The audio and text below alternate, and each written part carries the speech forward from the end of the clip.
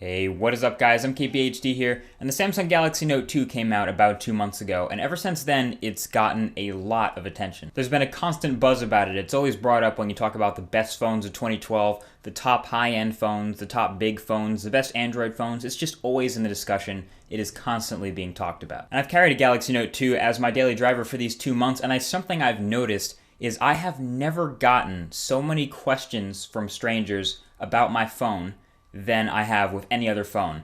With this Galaxy Note 2, be prepared if you want to buy a Galaxy Note 2, if you want to be a Galaxy Note 2 owner, be prepared to answer questions from strangers in public who come up to you and already know that it's called the Samsung Galaxy and want to know more about your phone. I think it's weird that so many people already know it just by sight. Part of it could be the wealth of Samsung ads we already see on it on TV and on YouTube, of course. Part of it may be the fact that the device is so big that it's hard to miss when someone walks by with it. It's a little bit of a curious combination between a tablet and a phone that makes people want to know more about it. It has a stylus. People are like, what is it? How do you use it? Could I possibly get used to it?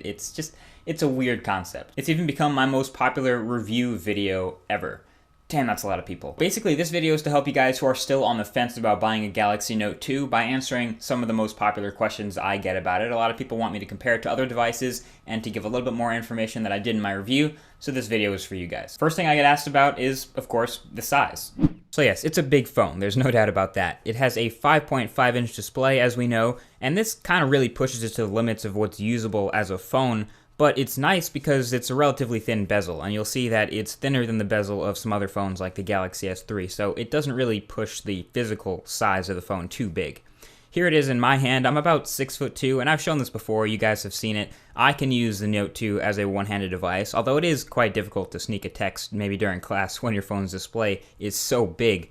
But I've been told that I have really large hands, and I know that that's true, so here it is in my mom's hand. She's about 5'5", and was quoted saying that this is simply too big to be a phone. So for her, if you have small hands, you might want to make this a two-handed device and consider that it's probably always going to be a two-handed device for you. But if you have larger hands, or maybe just kind of semi-large hands, if you're anywhere over 5'10", this is probably going to be okay as a one-handed regular phone use, which is pretty neat. So here it is next to some other phones, including the Samsung Galaxy S3, which you've probably seen in person at some point.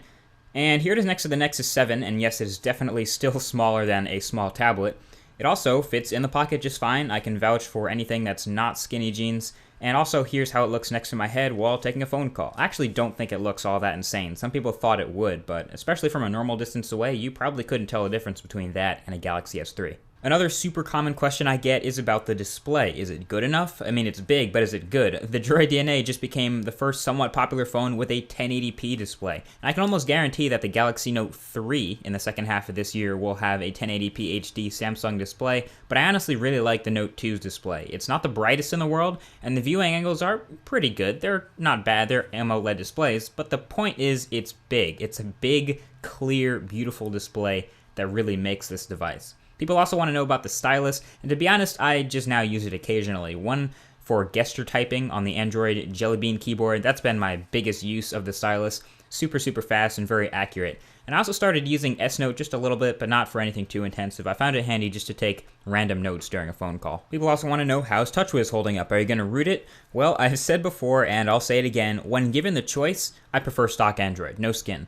But if I have to choose a skin, I'll choose TouchWiz pretty much every time. It's still running on top of Android 4.1 Jelly Bean here. It's buttery smooth, it takes advantage of the screen size and the stylus as well, so yeah, it's nice. I'm okay with it, but when the black one comes out, I absolutely will root and put CyanogenMod 10.1 on it and run a Super Nexus with Android 4.2. But this is the titanium one, so not yet.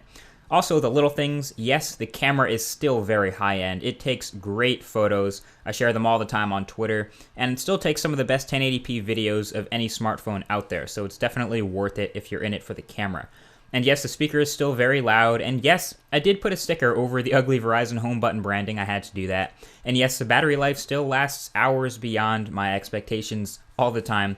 It is still a beast of a phone. So in the end, it's not your average popular smartphone. It's popular for more reasons than just the specs and what's on the inside.